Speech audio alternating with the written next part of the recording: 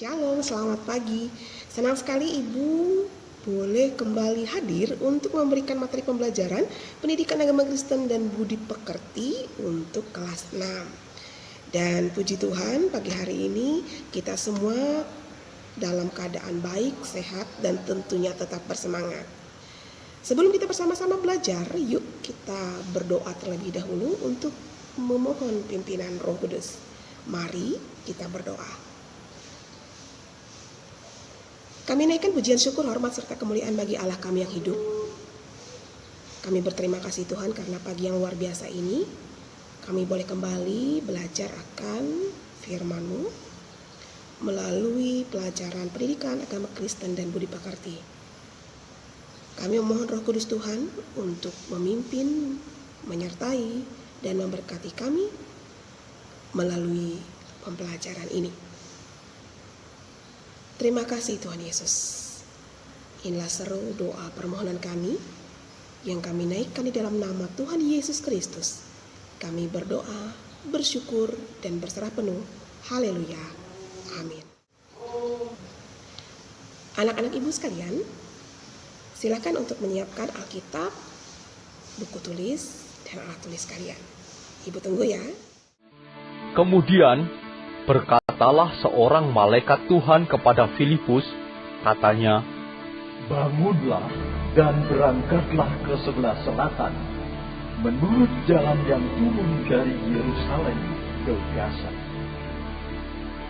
Jalan itu jalan sunyi.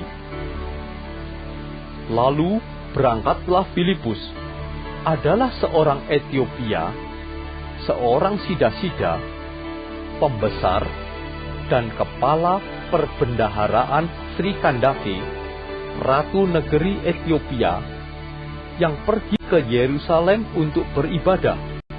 Sekarang orang itu sedang dalam perjalanan pulang, dan duduk dalam keretanya sambil membaca kitab Nabi Yesaya. Lalu kata Roh kepada Filipus, "Pergilah ke situ dan dekatilah kereta itu." Filipus segera ke situ dan mendengar sida-sida itu sedang membaca kitab Nabi Yesaya. Kata Filipus, "Mengertikah Tuan apa yang Tuan baca itu?"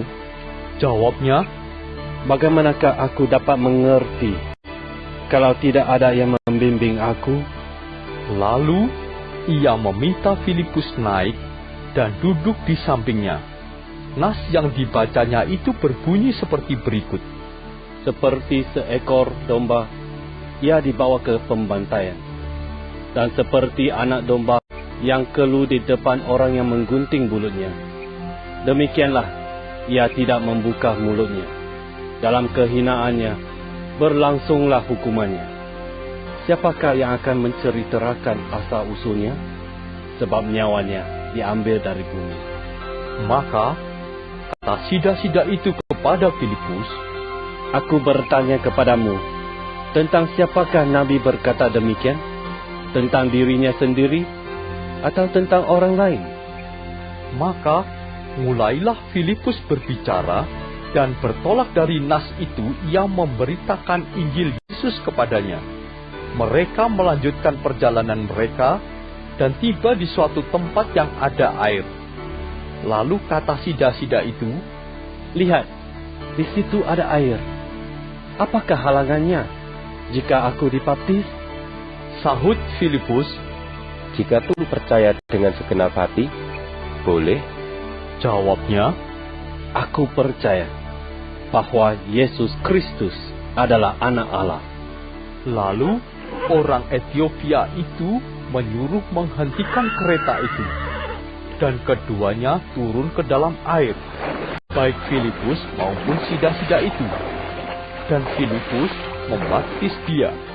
Dan setelah mereka keluar dari air, Roh Tuhan tiba-tiba melarikan Filipus, dan sida-sida itu tidak melihatnya lagi. Ia meneruskan perjalanannya dengan sukacita. Tetapi ternyata Filipus ada di Asdod. Ia berjalan melalui daerah itu dan memberitakan Injil di semua kota sampai ia tiba di Kaisarea. Tetapi engkau telah mengikuti ajaranku, cara hidupku, pendirianku, imanku, kesabaranku, kasihku, dan ketekunanku. Engkau telah ikut menderita penganiayaan dan sengsara seperti yang telah kuderita di Antiokhia dan di Ikonium dan di Listra. Semua penganiayaan itu kuderita, dan Tuhan telah melepaskan aku daripadanya. Memang, setiap orang yang mau hidup beribadah di dalam Kristus Yesus akan menderita aniaya, sedangkan orang jahat dan penipu akan bertambah jahat, mereka menyesatkan dan disesatkan. Tetapi hendaklah engkau tetap berpegang pada kebenaran yang telah engkau terima dan engkau yakini, dengan selalu mengingat orang yang telah mengajarkannya kepadamu. Ingatlah juga bahwa dari kecil engkau sudah mengenal kitab suci yang dapat memberi hikmat kepadamu dan menuntun engkau kepada keselamatan oleh iman kepada Kristus Yesus.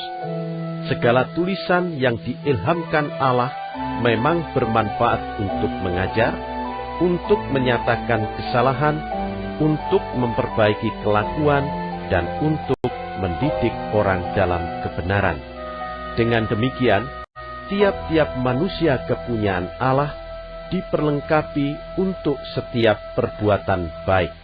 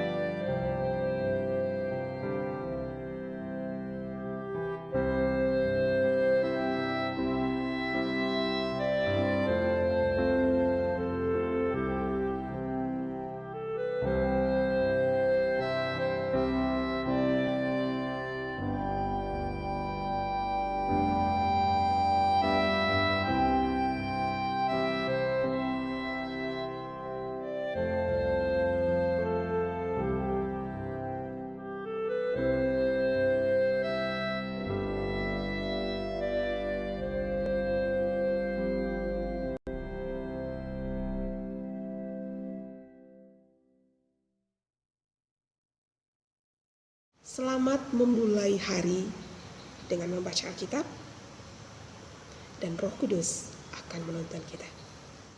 Mari kita akhiri pelajaran kita hari ini dengan berdoa. Yuk berdoa. Tuhan Yesus, terima kasih untuk pagi yang luar biasa ini. Kami telah belajar akan firman-Mu. Kami menyerahkan aktivitas kehidupan kami sepanjang hari ini. Berkati orang tua kami, berkati guru-guru kami. Terima kasih Tuhan Yesus. Kami berdoa, bersyukur dan berserah penuh. Haleluya. Amin.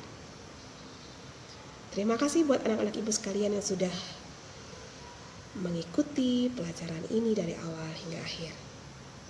Tetap semangat, tetap jaga kesehatan. Jangan lupa menggunakan masker jika keluar rumah. Tuhan Yesus menyertai dan memberkati kita di hari yang luar biasa ini. Shalom.